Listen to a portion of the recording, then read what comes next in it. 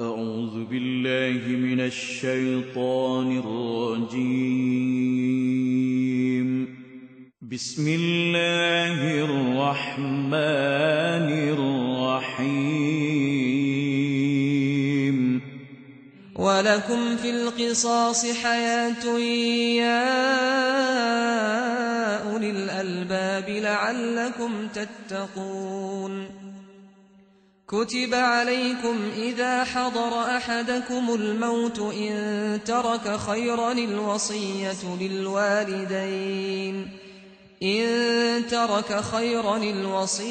للوالدين والأقربين بالمعروف حقا على المتقين.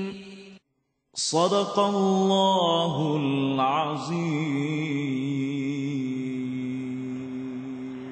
Walakum fil qisas hayah, dan di dalam hukuman qisas itu ada jaminan hidup bagi kamu. Ya ulil albab, wahai orang-orang yang berakal, la'allakum tattaqun, supaya kamu bertakwa. Ayat sebelum ni menyatakan hukuman qisas wajib, difardukan hukuman qisas. Kutiba alaikumul qisas, kutiba alaikumul qisas fil qatla, diwajibkan.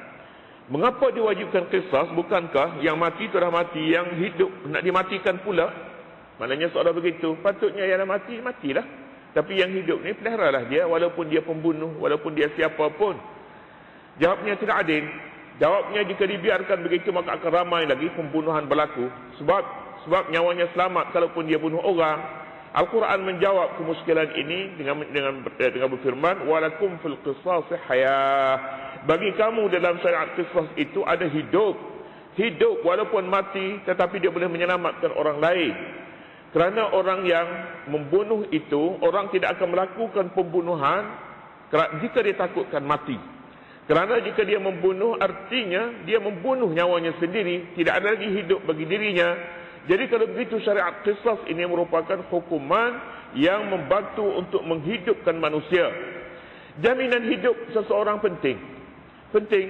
Sebab jika tidak ada jaminan hidup, negara tidak maju, manusia tidak boleh ke mana-mana, manusia tidak dapat membina diri, membina keluarga, tidak dapat. Sebab di sana ada manusia yang boleh hapuskan manusia lain. Jadi kalau begitu syariat qisas adalah satu-satunya syariat yang menjamin hidup seseorang itu. Tetapi qisas ini letaknya di mana? Qisas ini salah satu daripada juzuk-juzuk Islam yang tidak boleh hanya bergantung pada qisas saja, maka dia banyak lagi asasnya akidah, asasnya sebab kita katakan dulu, kecemerlangan iman, kecemerlangan Islam seseorang itu bergantung kepada kesempurnaan semua juzuknya. Qisas sebagai satu saja daripada juzuk Islam. Oleh kerana itu pengambilan qisas saja tetapi pengambilan yang lain-lain tidak, umpamanya, maka dia jadi cacat. Samalah juga dengan pengambilan syariat-syariat lain semuanya, sembahyangnya, puasanya, zakatnya, tapi qisas tidak. Cacatan berada padanya. Satu kecacatan sebab juzuk-juzuk Islam itu ditinggalkan. Sempurna seorang manusia ini apabila segala juzuk itu ada padanya. Hilang tangan sebelah padanya, yang lain-lain semuanya cantik, baik semua sekali. Manusia ini cacat. Demikianlah di dalam Islam ini Allah mengingatkan kepada kita qisas sebenarnya untuk menjaminkan kehidupan. Sembahyang, puasa, zakat dan lain-lain ada bidangnya, tapi qisas saja menjamin hidup. Bagi kamu dalam syariat qisas itu hidup, hayatun, hidup. Ya ulil albab, wahai orang yang berakal. Orang yang berakal fikiran saja dapat menerima syariat qisas ini, boleh membantu kehidupan, boleh meneruskan kelangsungan hidup generasi demi generasi. Orang yang berakal, al-albab jamak kepada lubbun. Ayat mengatakan ya ulil albab, wahai orang-orang yang berakal. Maknanya secara tidak langsung menggambarkan bahawa di sana ada orang menentang qisas, iaitulah orang yang tidak albab, tidak mempunyai akal fikiran. Sebab itu dia menolak qisas ini. Quran mengatakan ya ulil albab, wahai orang yang berakal, terimalah syariat qisas ini kerana inilah syariat yang boleh menjaminkan hidup. La'allakum tattaqun, supaya kamu bertakwa. Takwa makna apa? Makna takwa? Takwa maknanya pelihara. Takwa maknanya pelihara, tapi pelihara rohaninya, pelihara jiwanya, hatinya. Takwa daripada wiqayah, makna pelihara. Seorang ulama kita ditanya bagaimana takwa ini sebenarnya. Takwa ini kata dia, kalau nak dilihatkan pada kenyataannya, anda gambarkan bagaimana orang berjalan di atas bumi yang berduri. Dia mengatur langkah-langkahnya itu katanya bagi memastikan tapak kakinya tidak terpijak duri. Itulah maknanya takwa. Kehidupan seorang Muslim ini, hidup Muslim ini bagailah orang yang berjalan di atas bumi yang berduri. Dia nak pergi ke mana-mana, dia akan memperhitungkan dosa pahalanya terlebih dahulu. Sebagaimana orang berjalan, dia tidak akan letakkan tapak kakinya di tempat yang kira-kira tapak kakinya tercucuk duri. Begitulah takwa. Takwa, hidup di dalam dunia ini penuh dengan duri pada hakikatnya. Di sana sini semuanya duri. Bergerak sikit kena duri. Jadi kalau begitu, mau tak mau kena berjalan juga. Bagaimana untuk menyelamatkannya? Pastikan dahulu setiap tapak yang nak diletakkan itu tidak ada duri padanya dan selamat. Jadi muttaqin, orang muttaqin bagaimana?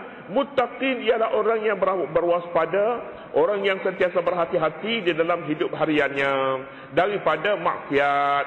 Jadi maksiat ini bahaya kepada seorang sebagaimana bahayanya duri pada badan kita. Duri yang tercucuk pada badan kita walaupun kecil, tapi kita tak selesa hidup kecuali dibuang terlebih dahulu. Meskipun duri itu tidak mengancam nyawa.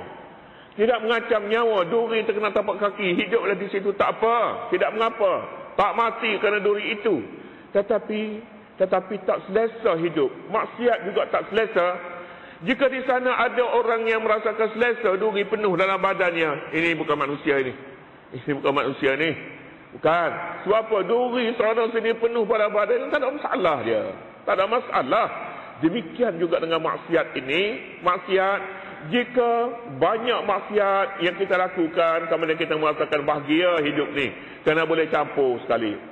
Kebajikan pun ada, maksiat pun ada, campur sekali katanya. Tidak rasa bahagia, tanda bahawa iman seorang itu tidak wujud, takwa tidak wujud padanya. Kutiba alaikum idza hadara ahadakumul mautu, kamu diwajibkan apabila seseorang dari kamu hampir mati, idza in taraka khaira, jika dia meninggalkan harta alwasiyatu lil walidain wal aqrabin, hendaklah dia membuat wasiat untuk ibu bapa dan kaum kerabat dengan cara yang baik menurut peraturan agama, sebagai haqqan 'alal muttaqin, sebagai satu kewajipan di atas orang-orang yang bertakwa. Takwa saja kita berada dalam surah Baqarah ini. Takwa saja. Fokusnya dalam surah Baqarah ini ke arah menuju ke arah takwa. Takwa. Pedoman kita pun pedoman muttaqin. Banyak lagi pedoman muttaqin itu sebenarnya. Muttaqin. Pedoman muttaqin juzuk 29. Ya. Surah ini Alif Lam Mim zalikal kitabu la raiba fihi hudan lil muttaqin. Dan selepas daripada itu pulanya ayat yang kita baca ini tattaqun, puasa pula kutiba alaikumus siyam idza kutiba alaikumus siyam kama kutiba alal ladzina min qablikum la'allakum tattaqun. Ya di sini pula haqqan 'alal muttaqin. Kalau nak pilih nak himpun takwa dalam surah Al-Baqarah ini, sama ada yang tattaqun ke muttaqin ke at-taqwa ke, dia beratus-ratus terbit di sini. Kerana surah ini fokusnya pembinaan hati. Fokusnya ialah memelihara diri daripada duri-duri yang terpijak, duri-duri yang boleh mengancam keselamatan perjalanan hidup seorang muslim. Di sini pula katanya, kamu diwajibkan idza hadara ahadakumul mautu, apabila datang kepada kamu mati. Ayat sebelum ini kutiba alaikumul qisas, diwajibkan ke atas kamu qisas, kutiba wajib. Di sini kutiba alaikum idza hadara ahadakumul mautu in taraka khaira alwasiyatu. Masalah wasiat wajib juga seolah-olahnya. Beralih daripada masalah nyawa kepada masalah harta. Masalah nyawa qisas diselesaikan. Masalah harta bagaimana? Orang yang berada harta tidak akan selama-lama berada bersama-sama dengan hartanya. Dalam hadis menyebutkan a'maru ummati bainas 60 was 70. Umur umatku antara 60 hingga 70. Tu je. Lepas pada 70 tu waqalla man yajuzu zalik. Tak ramai lagi orang yang berjaya melepasi 70. Tak ramai lagi. Sebagaimana tak ramai juga orang yang dah sampai dah umurnya 50. Tak apa 60 lagi dah sampai dah. Tak ramai juga. Antara 60, 70. Oh kebanyakan kita lah. Banyak kita lah ni. Kalau lebih lagi daripada itu boleh bagi dah berjaya lah itu, insyaAllah. A'maru ummati baina 60 wa 70. Bagaimana kalau harta banyak? Tak sayang kan mati? Sayang kalau bolehnya seorang mati. Tetapi apa boleh dibuat? Mati ini, mati bukan kita cari mati, tapi mati mencari. Ayat mengatakan, kutiba alaikum idza hadara ahadakumul mautu, idza hadara, apabila hadir, datang, ahadakum, kepada seorang kamu, al mautu, oleh mati. Maknanya mati cari kamu, mati cari kita, bukan kita cari mati. Kita tengok orang pandu motorkan laju sampai 190. Dia kata dia buru maut. Tidak maut, duk buru dia. Buru dia. Kita kata duk buru maut. Tidak. Seseorang manusia tidak cari maut. Tapi hadara ahadakumul mautu. Mati hadir kepada seorang kamu. Begitulah dengan mati ini. Kutiba alaikum, diwajibkan ke atas kamu apabila hadir kepada salah seorang daripada kamu oleh mati. Apakah diwajibkan? In taraka khaira, jika dia tinggal harta, al wasiyatu lil walidaini wal aqrabin bil ma'ruf. Hendaklah wasiat kepada ibu bapa wal aqrabin, kaum kerabat, dengan cara yang ma'ruf. Ada dua urusan kita dengan harta semasa hidup ini, waktu kita hidup. Satu namanya wasiat, satu lagi hibah. Kita ada harta, kita boleh hibah. Hibah ini satu pemberian yang digunakan waktu hidup. Hidup. Maknanya kita beri kepada seorang itu waktu dia hidup, dia boleh manfaatkan. Dia boleh manfaat. Kita beri pada waktu hidup kepadanya, itu hibah. Kemudian satu lagi wasiat. Wasiat ni satu pemberian dia boleh guna selepas mati. Selepas kita mati baru boleh. Sebelum mati tidak. Itu wasiat. Beza di antara hibah dan wasiat. Ini pun menarik pada masa-masa yang akhir ini. Hibah dan wasiat. Kerana dia membabitkan harta. Dan orang yang mempunyai harta, dia mempunyai masalah. Mempunyai masalahnya. Kenapa? Kerana dia ada perancangan dia sendiri. Dan dia belum tentu apakah rancangan ini boleh jalan selepas daripada dia mati. Artinya, maka wasiat masalahnya. Wasiat boleh selesaikan. Ayat ini setengah ulama menyatakan sudah mansuh. Mansuh, tidak dipakai lagi. Maknanya dia mansuh. Kerana apa mansuh? Kerana ada ayat waris. Ada ayat yang boleh ayat pesaka. La wasiyata liwarisin, tak ada wasiat lagi bagi waris. Kerana waris ni dah dapat pesaka. Kalau seorang tu mati, dia tinggal ibu bapa misalnya. Ibu bapa dia tengok, bapa dia dapat 1/6 ke, 1/4 ke, ataupun dapat asabah ke, apa-apa ke. Jadi tak payah lagi wasiat katanya. Hak pusaka itu sudah ditentukan oleh agama kita. Maka wasiat ini sebelum daripada ayat pusaka katanya. Tetapi umum kebanyakan ulama mengatakan ini tidak baik. Sebenarnya kita anggap Quran ini ada yang mansuh. Kita duduk baca dia, tapi kita kata dia ni sudah mansuh hukumnya, sudah tidak dipakai lagi. Para ulama kita tidak berapa suka. Jadi oleh kerana itu wasiat ini ada juga, tapi namanya wasiat wajibah. Wasiat wajibah yakni wasiat wajib. Wasiat. Bagaimana wasiat ini? Wasiat seorang yang memikirkan akan mati. Semua orang lah. Dan kebimbangan mati. Kebimbangan mati secara mengejut. Misalnya dia banyak harta, kemudiannya dia ada perkara yang belum diselesaikan, maka dia adalah wasiat. Wasiat boleh lulus apabila disahkan di hadapan hakim ke, di hadapan saksi-saksi yang adil ke. Tak cukup dengan cara tulis surat, kemudian letak bawah bantal, tidur pagi besok tengok dah mati. Pakar bawa warisnya, bawa wasiat surat tu. Tak boleh pakai. Mesti ada saksi, mesti disahkan di mahkamah, mesti ada mengikut peraturan yang tertentu. Ini pentadbirannya begitu. Wasiat. Baik. Wasiat ini boleh datang daripada siapa? Boleh datang daripada orang yang bimbangkan hartanya nanti disalahgunakan. Di anak-anaknya masih kecil umpamanya, anak-anak masih kecil dan dia terancam dengan maut umpamanya, pada ketika itu dia nak wasiat. Wasiat boleh dia lakukan. tapi tidak boleh lebih daripada 1/3. 1/3 saja. Maknanya kita nak wasiat ni pun, kita bimbangkan mati. Bimbangkan mati itu sendiri yang mengancam, yang menjadikan kita tidak punya milik lagi terhadap harta itu. Bimbangkan mati itu. Sebab Nabi kata as-sulusu was-sulusu kasir. 1/3 itu pun sudah cukup banyak.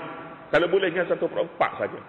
1/4 saja daripada harta yang boleh wasiat. 3/4 lagi tinggalkan begitu saja. Jalanilah menurut hukum pusaka. Wasiat ini penting. Ada beberapa perkara yang penting.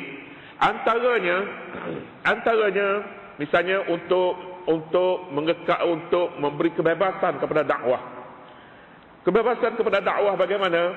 Umpamanya seorang itu bimbang kerana dia mempunyai harta. Kalau dia masuk Islam, maka hartanya ini tak akan sampai kepada anak-anak dia yang tak masuk Islam. Tak masuk Islam. Dia nak masuk Islam, tapi hartanya banyak. Bila dia masuk Islam, hartanya naik kepada Baitul Mal, anaknya miskin. Jadi kalau begitu dia terancam. Islamnya dia tak mau Islam sebab harta. Boleh jadi begitu.